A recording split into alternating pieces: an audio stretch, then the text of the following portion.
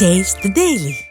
காஞ்சிபுரம் அருகே மருத்துவக் கல்லூரியில் சீட் கிடைக்காதோ என்ற அச்சத்தில் மாணவி ஒருவர் தற்கொலை செய்து கொண்ட சம்பவம் சோகத்தை ஏற்படுத்தியுள்ளது.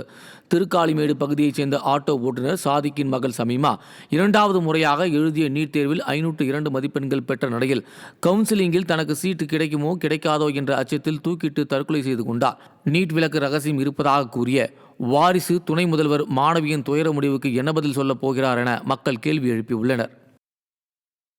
ஸ்டாலின் பெருமையாக கூறிய உள்ளாட்சியில் நல்லாட்சி இப்போது வெறும் சொல்லாட்சி என நெல்லை 7வது வார்டு திமுக கவுன்சிலரின் கணவர் மணி ஆவேசமாக விமர்சித்த ஆடியோ வெளியாகியுள்ளது. நிதி இல்லை என்று அரசு சொல்லும் நிலையில் பிச்சை எடுத்து தருகிறோம், வார்டு பணிகளை தொடங்குங்கள், இல்லையெனில் ஓட்டு கேட்க முடியாது என அந்த ஆடியோவில் அவர் எச்சரித்துள்ளார். மேலும் பாலம் அமைக்கப்படாததை சுட்டிக்காட்டி மேயரை திமுக கவுன்சிலரின் கணவர் மணி விமர்சித்ததும் அம்பலமாகியுள்ளது. பெரும் பரபரப்பை கிளப்பியுள்ள இந்த ஆடியோ ஃபெயிலியர் ஸ்டாலின் மாடல் அரசின் உள்ளாட்சி நிர்வாகத்தின் தோல்வியை அம்பலப்படுத்தியுள்ளதாக விமர்சனங்கள் எழுந்துள்ளன.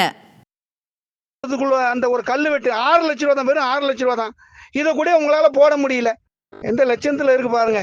திருச்செந்தூர் மெயின் ரோட்ல ஒரு காணு தோண்டி போட்டு நீ அப்ப கிடப்புல கிடக்கு. கேட்டா பண்டுலங்க. நான் வேணா பிச்சை எடுத்து தெருவா என் வீட்டை வச்சு பிச்சை எடுத்து கொண்டு போடுறேன் உங்க கையில.